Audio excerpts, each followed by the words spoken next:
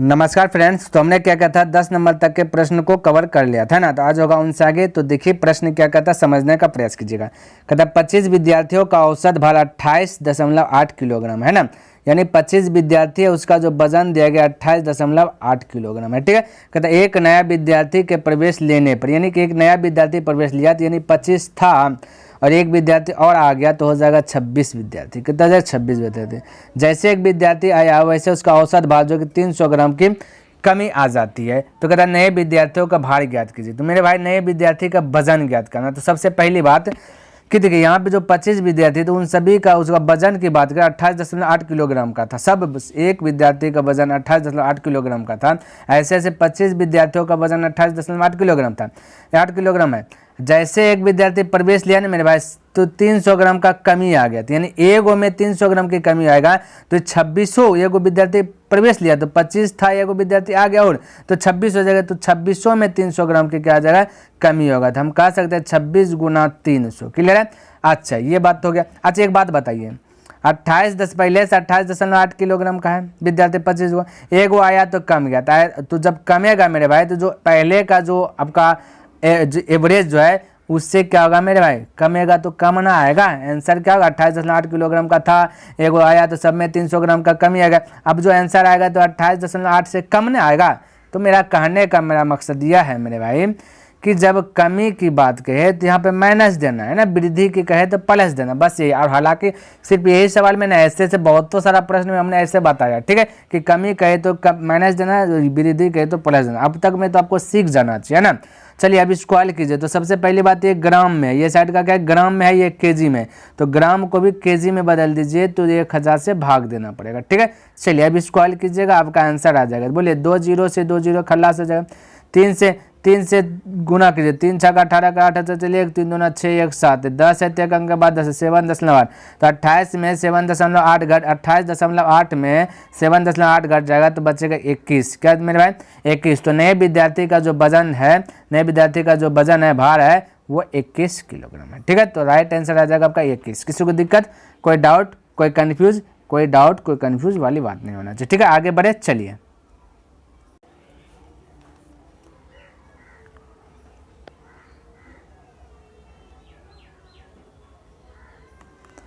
देखिए मेरे भाई 12 नंबर प्रश्न क्या कहता है। कहता है किसी कक्षा में 2 खंड है, एक ए तथा बी है। ठीक है। कहता है जिसमें क्रमशः 35 तथा 40 विद्यार्थी है। यानी खंड 2 है, एक है ए एक है बी, जिसमें बोला है कि क्रमशः मतलब लगातार। तो ए में है 35 और बी में है 40। ध्यान में रखना। कहता एक परीक्षा में खंड ए का औसत प्राप्तांक 64 है। खंड ए का जो औसत एवरेज है वो 64 है। मेरे भाई एक बार मैं फिर से बता देना चाहता हूँ कि नीचे में लिखते हैं एवरेज को, ऊपर में लिखते हैं संख्या को यानी नंबर को लिखते हैं। तो ये माइंड में आपको कैच कर लेना है ना। ठीक है। तो चलिए यहाँ पे दिया गया है आपका मेरे भाई 64 दिया गया ए का। कहता पूरी कक्षा में, यानी पूरी कक्षा में का औसत भार जो कि 60 है, पूरी कक्षा का। तो यानी हम कह सकते पूरी कक्षा में ए प्लस बी हो जाएगा ना मेरे, पूरा कक्षा ए प्लस बी हो जाएगा। इसका जो औसत प्राप्तांक दिया गया 60 दिया गया। क्या दिया गया मेरे भाई, औसत प्राप्तांक आपका 60 दिया गया। किसी को दिक्कत, कोई दिक्कत नहीं होना चाहिए। अच्छा कहता खंड बी का औसत प्राप्तांक यानी ये वाला ज्ञात करना, ये वाला। ठीक है एवरेज। अच्छा यहाँ पे टोटल विद्यार्थी की बात करिए और बी को मिला दिया जाए तो 40 और 30 हो जाएगा, 30 40 30 70 75 हो जाएगा। कितना जगह मेरे भाई 75 हो जाएगा। क्लियर है। हमें ये ज्ञात करना है तो बिल्कुल आसानी से ज्ञात कर लेंगे। सबसे पहली बात क्या है, कट है कटा जाए ताकि ईजी हो जाए ना, थोड़ा सा कैलकुलेशन कम हो जाए। 5 से कटे 5 8 40, 5 से कटे 5 7 7 5 35 है, 5 से कटा 15 5 75। ठीक है। देखिए यहाँ भी टोटल ये भी 15 है, यहाँ भी जो है 7 8 15, इसलिए ये बैलेंस में। क्लियर। तो कोई डाउट नहीं होना चाहिए। अब मेरे भाई हमने आपको क्या बोला था, एक बात को आप जो है कि थोड़ा सा एज्यूम कीजिए, जानिए, थोड़ा सा है ना समझना पड़ेगा। हम बोले थे यदि दोनों साइड बैलेंस में रहे, जैसे ए भी यहाँ भी 15 ए भी यहाँ भी 15 है। ठीक है। जब दोनों साइड बैलेंस में रहे तो हमने बोला था आपको ये साइड को बेस मान लेना। ठीक है।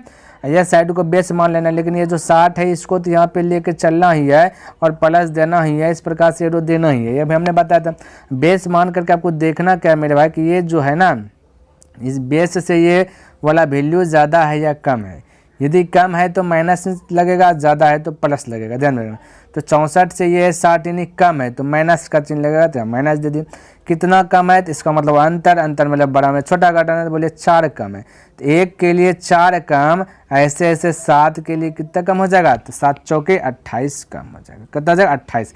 निकालना है जिससे को उससे भाग देना, निकालना है ये वाला बी वाला ना, तो यहाँ पे 8 है तो 8 से भाग दीजिए। 4 से कटाइए मेरे पास, 4 दूना 8, 4 सत्ते 28, ठीक है। ये 2 से 7 में भाग दीजिएगा तो 3.5 आ जाएगा, ठीक है। अब 3.5 घट जाएगा, 60 में 3.5 घट जाएगा, 60 में 4 घटा तो 56 बचता, यहाँ 3.5 है घट रहा है तो 56.5 बच जाएगा, जो कि राइट आंसर आपका यही आ जाएगा। क्लियर है, किसी को दिक्कत कोई डाउट नहीं होना चाहिए। आगे बढ़े, चलिए नेक्स्ट प्रश्न को देखते हैं क्या कहता है, समझने का प्रयास कीजिएगा।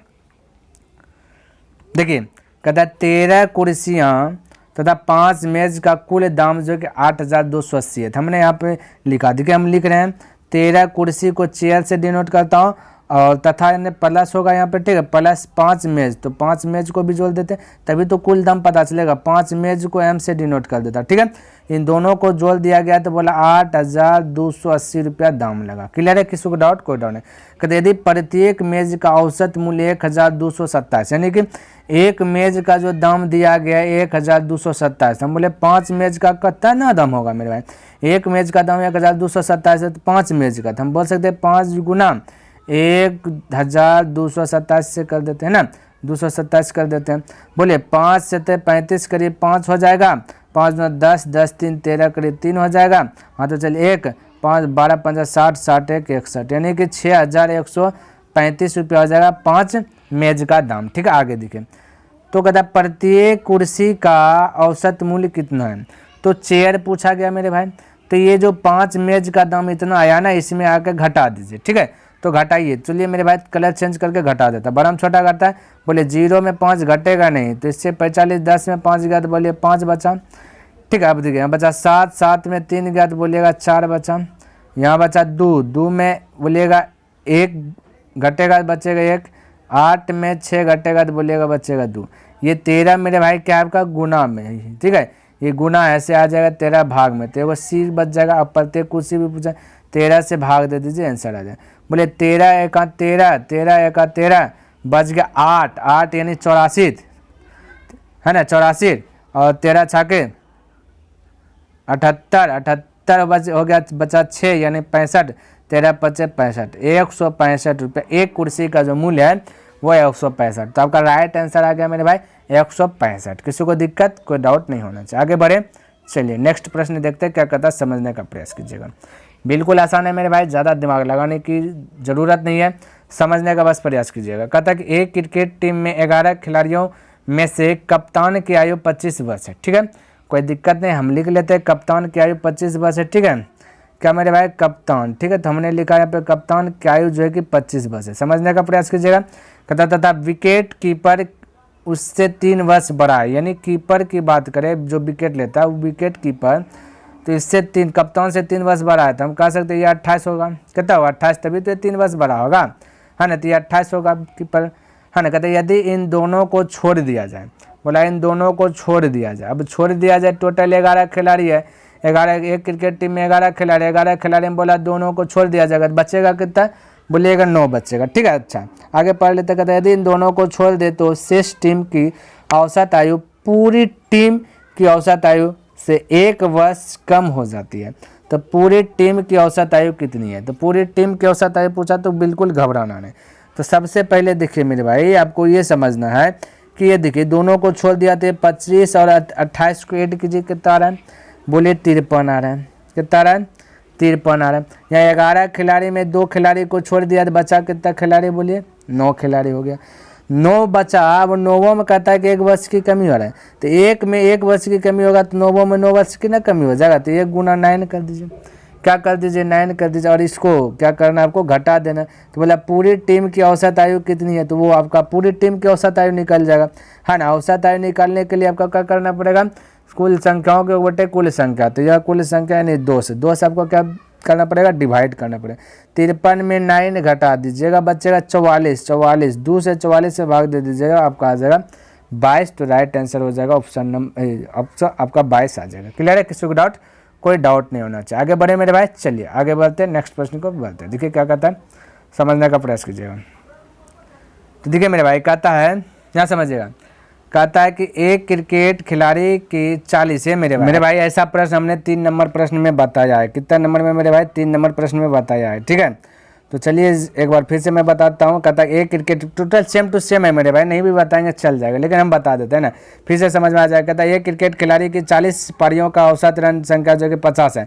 तो 40 पारी का औसत रन संख्या कितना दिया गया मेरे भाई, 50। कहता है किसी पारी में उस खिलाड़ी द्वारा प्राप्त अधिकतम एवं किसी एक पारी में उसके द्वारा प्राप्त न्यूनतम रन संख्याओं का अंतर दिया गया, यानी अंतर दिया गया। हमने पूरा डिटेल्स उसमें बताया है ना।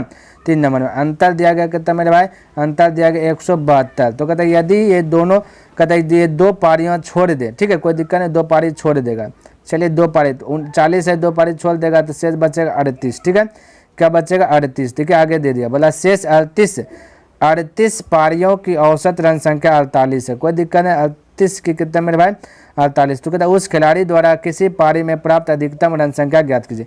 तो मेरे भाई हमने आपको तुरंत आपको बताया था, जब अंतर दिया है तो आपको डायरेक्ट योग निकालना है। क्या निकालना है, योग निकालना है। तो योग निकालने के लिए देखिए 50 है तो 50 पकड़ लिया, 50 गुना 2 कर दीजिएगा।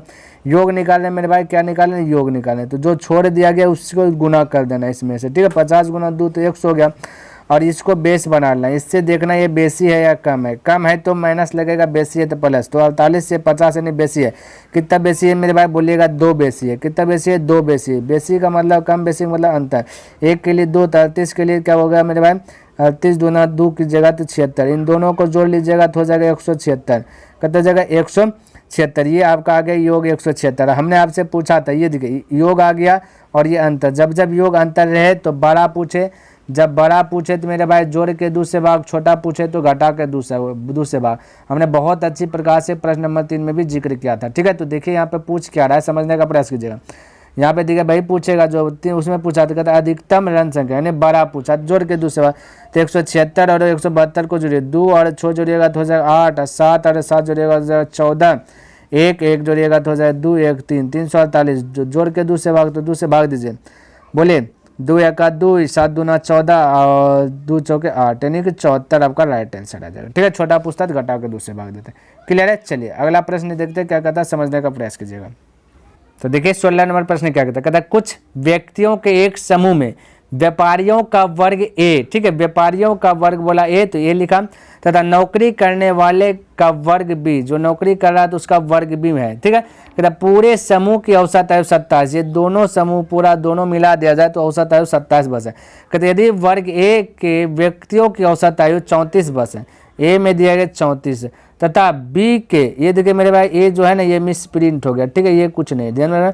कहता बी के व्यक्तियों की औसत आयु 24 है, तो यहाँ पे 24 लिख दिया, ठीक है। तो कहता पूरे समूह में व्यक्तियों तथा नौकरी करने वालों में से प्रत्येक की प्रतिशत ज्ञात कीजिए। ऐसा प्रश्न मेरे भाई 8 नंबर प्रश्न में हमने बताया। आप वहाँ भी जा करके इसको देख लीजिए, और ये 16 नंबर भी है, दोनों वही वाला है, ठीक है।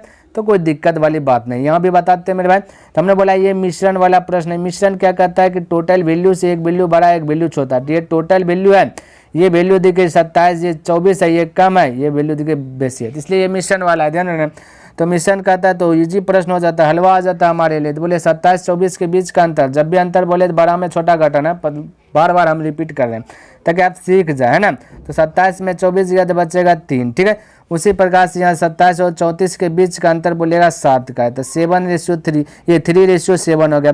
आपसे पूछा गया प्रतिशत, प्रतिशत हमेशा 100 लेकर के चलना है। टोटल 100 है, यहाँ पे टोटल देखिएगा 3 और 7 10 है। टोटल का तुलना टोटल से निकालना प्रत्येक का, तो ये ए के लिए निकालना है तो 3 से मल्टीपल, बी निकालना है तो 7 से मल्टीपल, 0 से 0 कैंसिल हो जाएगा, तो ये हो जाएगा 30% है ना, 10 या 30%, बी हो जाएगा 10 या 70%, ठीक है। तो इस प्रकार से आप फटाक से आंसर बोल सकते हैं, इसमें किसी को कोई डाउट नहीं होना चाहिए, ठीक है। चलिए अगला प्रश्न देखते हैं क्या कहता है, समझने का प्रयास कीजिएगा। कहता है 8 परिणामों का औसत 20 है, ठीक है, कोई दिक्कत नहीं मेरे भाई। 8 परिणाम दिया गया, उसका औसत जो है कि 20 है। कहता है इनमें से प्रथम 2 का औसत दिया गया, यानी टोटल मेरे भाई 8 परिणाम है। देखिए यहाँ पे थोड़ा सा मेरे भाई छूटा, 1/2 छूटा, ध्यान में रखना लिखने के लिए, ठीक है।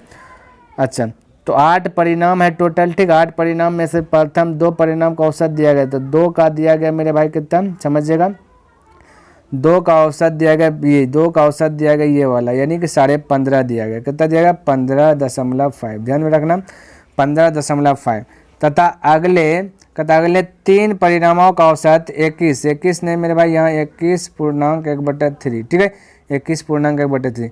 तो ये दिया गया अगले 3 गो का दिया गया, यानी 21 63 1 64 हम बोल सकते हैं 3, ठीक है, कोई दिक्कत नहीं, 64/3 बोल सकते, कोई दिक्कत नहीं होना चाहिए।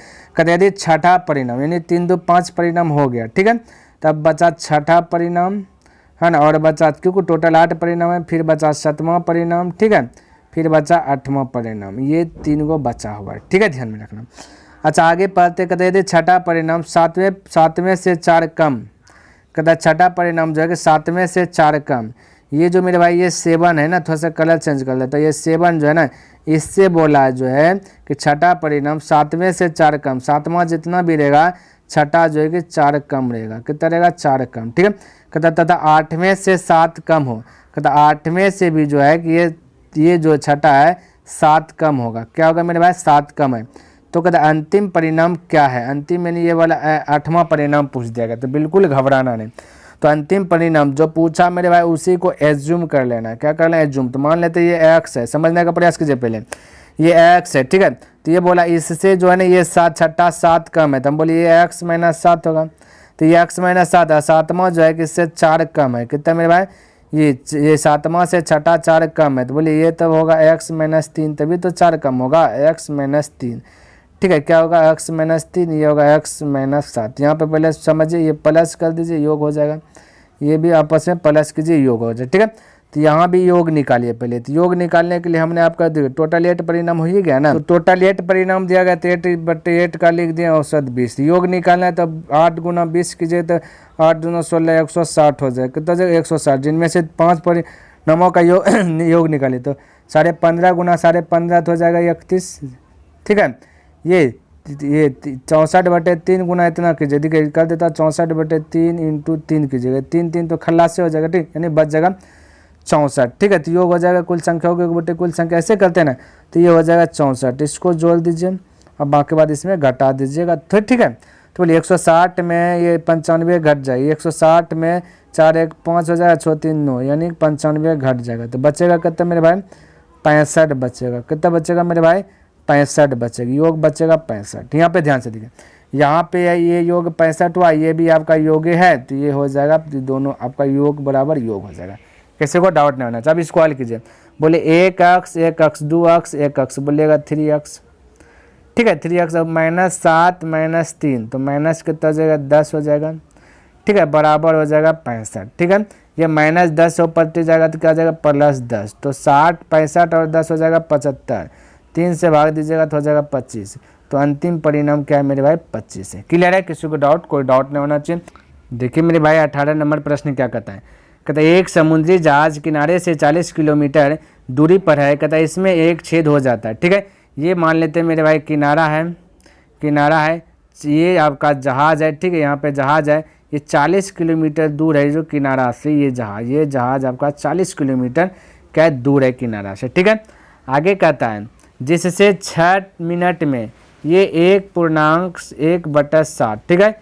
ये यहाँ पे थोड़ा सा लिखने के लिए यहाँ पे भूल गया मेरे भाई, तो 1.7/8 होगा, कितना हो जाए? 7/8, ठीक है। तो 6 मिनट में 1.7/8 टन पानी अंदर भर जाता है, ठीक है, 6 मिनट में इतना अंदर पानी भर जाता है। कहता 60 टन पानी इस जहाज को डुबाने के लिए जो है कि काफ़ी है, यानी पर्याप्त है। कहता किंतु जहाज में लगा एक निकासी पंप, जहाज में पंप एक लगा गया है जो कि 12 टन प्रति घंटा की दर से पानी बाहर फेंक सकता है, यानी 1 घंटा में जो 12 टन पानी बाहर, जितना भी पानी भरता है ना मेरे भाई, उससे 1 घंटा में जितना भी पानी भरता है वो 12 टन पानी क्या कर देता है? बाहर में फेंक देता है। लगा हुआ है, मोटर लगा हुआ है ना। कहते जहाज की वह औसत गति ज्ञात कीजिए, औसत मतलब चाल ज्ञात करे जिससे वह जैसे ही डूबना आरंभ करे किनारे पर पहुंच जाए। तो बिल्कुल घबराना नहीं, समझने का प्रयास कीजिए। सबसे पहले बात क्या मेरे भाई, 40 किलोमीटर दूरी पर है जहाज, किनार आते आते बोला कि ये डूब जाएगा, लेकिन ये जो है कि देखिए कह दिया ना, जो डूबना आरंभ करने लगेगा किनार पहुंच जाएगा, तो ठीक है, जैसे किनार पहुंचेगा वो डूबना प्रारंभ कर देगा। तो मेरे भाई 6 मिनट में 1.7/8 टन पानी भरता है, ये लिख देता है यहाँ पे 6 मिनट, ठीक है। 6 मिनट में जो है कि 1 पूर्णांक तो 8 का 8 7 15/8 जो है कि क्या हो जाता है, पानी अंदर चल जाता है 6 मिनट। हम बोले 60 मिनट की बात करें, ठीक है, तो 60 मिनट इसको 10 से गुना कर दीजिएगा, 60 मिनट होगा। कितना जगह मेरे भाई 60 मिनट होगा, समझने का प्रयास कीजिए, 60 मिनट होगा। अच्छा, यहाँ पे 15/8 इसको भी 10 से गुना कीजिएगा तो ये आपका 60 मिनट में कितना पानी जाएगा वो पता चलेगा।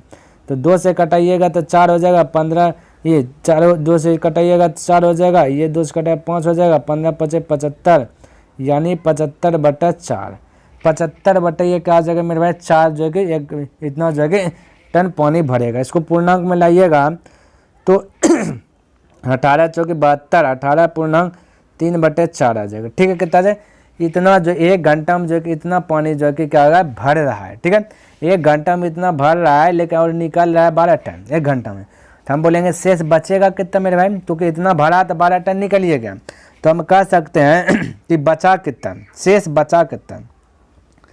शेष की बात करें मेरे भाई, शेष की बात करें तो बोले 18.3/4 में से 12 निकलिए गया 1 घंटा में, ठीक है। तो बचने की बात करें तो 18 में 12 गया तो बचा 6.3/4 ये, ठीक। 6.3/4 यानी 6 चौक 24 3 27/4 इतना जो है कि मेरे भाई बचा पानी उसमें, यानी 1 घंटा में बोले तो 27/4 भाग पानी जो कि भर रहा है। कोई इसमें जहाज़ में 1 घंटा में इतना पानी भर रहा है, ठीक है, 1 घंटा में इतना भर रहा है। लेकिन हाँ कहता है ना मेरे भाई 60 टन पानी जो जैसे जाएगा वैसे जहाज जो के डूब जाएगा। कहता है 60 टन पानी इस जहाज को डुबाने के लिए पर्याप्त है, नहीं 60 टन पानी जाएगा तो वो डुबा देगा, ठीक है। अच्छा ठीक है, यहाँ 1 घंटा में इतना डुबा रहा है, ये 60 टन जैसे पानी जाएगा तो डूब जाएगा। तो हम बोले यदि इसका समय निकालना है तो 60/27/4 से यदि भाग दे देंगे तो ये आपका जो है कि समय निकल जाए कितना समय में ये डूब जाएगा, ठीक है। तो चलिए, तो इस 3 से कटाइएगा, 3 नमा 27, 3 से कटाए 3 दूना 24, 20 गुना ये 4 ऊपर जाकर गुना हो जाएगा तो 80/9 हो जाएगा। क्या हो जाएगा मेरे भाई 80/9, क्लियर है। तो मेरे भाई 80/9 घंटे में जहाज क्या हो जाएगा डूब जाएगा। क्या हो जाएगा मेरे भाई डूब जाएगा। तो आप है ना, तो हम निकाल लेते हैं 40 का, क्या निकाल लेते हैं 40, क्योंकि चाले बोला ज्ञात करने के लिए ना, गति बोला ज्ञात करने के लिए। तो चाल बराबर फॉर्मूला आता है दूरी बटा समय। तो दूरी आपका यहाँ पे देखिए 40 किलोमीटर, क्योंकि जहाज और किनारा की दूरी 40 है, तो 40 और ये यहाँ पे समय की बात बोले तो 80/9 है, 80/9 है, ठीक है। तो 40 से का 40, 40 दूना 80 यानी 1/2 है, तो ये 1/2 है, तो 1/2 है, ये 9 चले जाएगा आपका ऊपर, ठीक है। तो 2 से भाग दीजिएगा तो 4.5 आ जाएगा, 4.5 किलोमीटर प्रति घंटा की चाल से जब चलेगा तो ये किनारा पहुंच जाएगा, है ना। जब ये जहाज 4.5 किलोमीटर की चाल से जाएगा तो जहाज का जाएगा किनारा पर पहुंच जाएगा, और किनारा पहुंच जाएगा तो डूबना भी प्रारंभ हो जाएगा। तो यही आपका क्या हो गया आंसर आ गया। क्लियर है, किसी को डाउट, कोई डाउट नहीं होना चाहिए, ठीक है। चलिए, तो उम्मीद करता हूं कि जितना भी प्रश्न हमने बताया सभी प्रश्न आपको अच्छी प्रकार से समझ में आ गया होगा। यदि समझ में आया तो मेरे भाई इस वीडियो को लाइक कर दें, और यदि अभी तक सब्सक्राइब नहीं किए तो इस चैनल को सब्सक्राइब कर दें, है ना। और हो सके तो अपने मित्रों के साथ भी इसे शेयर कर दें। नेक्स्ट दिन मिलेंगे भाई, ये 2014 में जो पूछा गया है, 2015 में जो पूछा गया है, 2016 2017 इन सभी में जो क्वेश्चन पूछा गया मेरे भाई जिस टाइप का, उस क्वेश्चन को लेकर के आएंगे, ठीक है। तब तक के लिए मेरे भाई धन्यवाद। जय हिंद, जय भारत।